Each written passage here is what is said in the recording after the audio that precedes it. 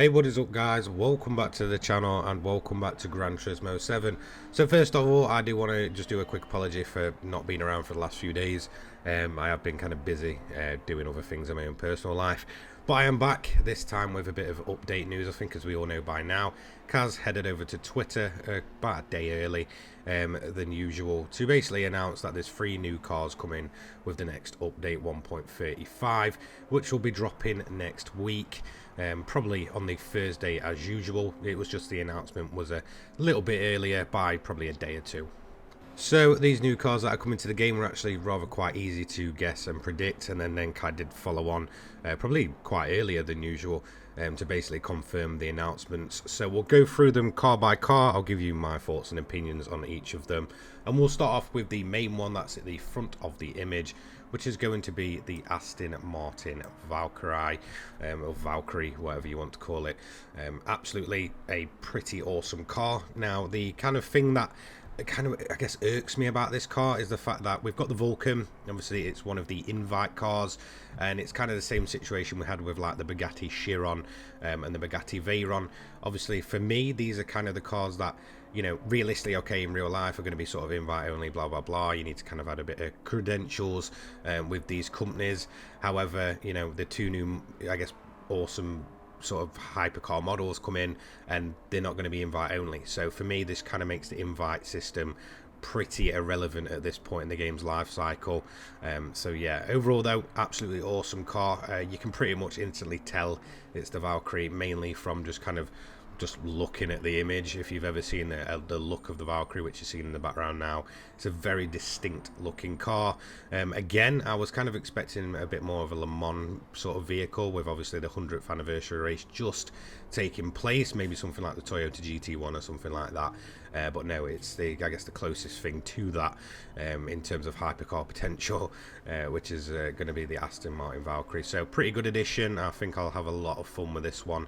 Hopefully there's plenty of places to use it. For me, this is just absolutely cooler than the Vulcan, even though I absolutely do love the Vulcan. But the Valkyrie is definitely something special, and I'm happy to see it take part in Gran Turismo 7. So next up, let's just move on to another one of the more recognisable ones of this image. In fact, I think they're all pretty recognisable. But we're going to go to the background of the image, and of course it's going to be the 2004 Subaru Impreza WRX STI.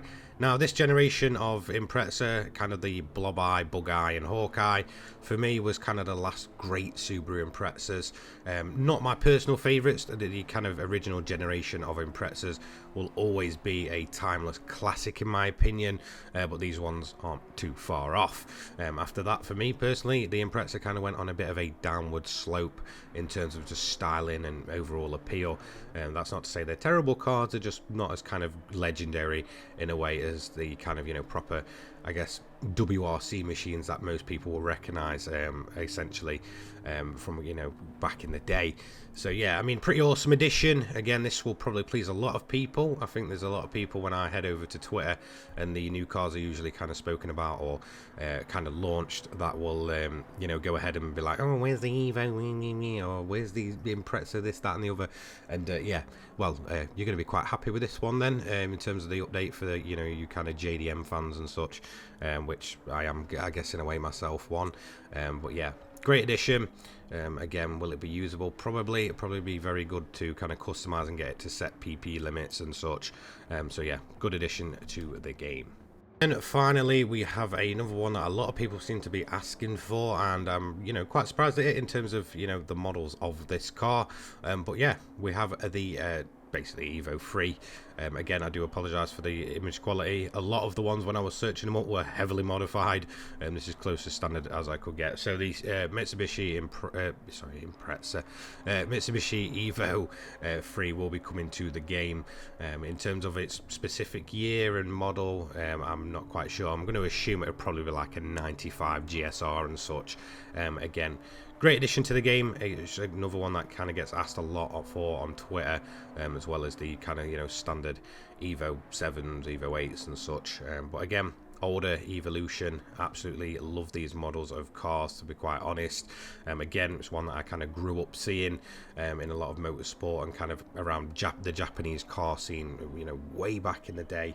Absolutely awesome machine, and I'm glad to see it come into Gran Turismo 7.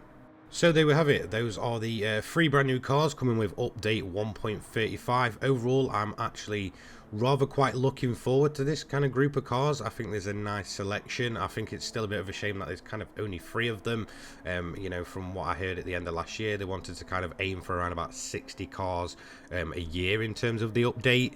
And yeah, it seems like we're kind of dropping back into that whole, you know, sort of 3 cars per update thing, which will probably mean they'll miss that target by, you know, quite a bit.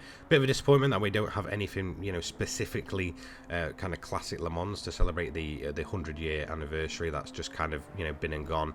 We didn't get anything last update, and we're not kind of getting anything this update either. Valkyrie should be absolutely awesome. That is certainly a car that I'm very interested in, just because again, it's just a great addition to really any racing game, and there's probably a lot of potential there. The blob eye, you know, Impreza should be absolutely, you know, a customizable legend. Very fitting to see that generation of Impreza make their way over to Gran Turismo 7. And then the Evo 3, again, I think it'll be very similar to the 04 Impreza.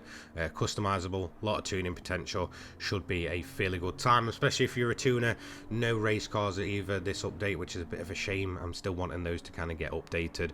But again, the fairly strong lineup. Shame there's just 3 of them. But that's going to be it from me today. Don't forget to leave a like, comment and subscribe if you want to stay up to date with everything at Gran Turismo 7. I do apologise again for being away for a few days. Some, you know, personal stuff that I had to kind of, you know, sort out and, you know, deal with and put first.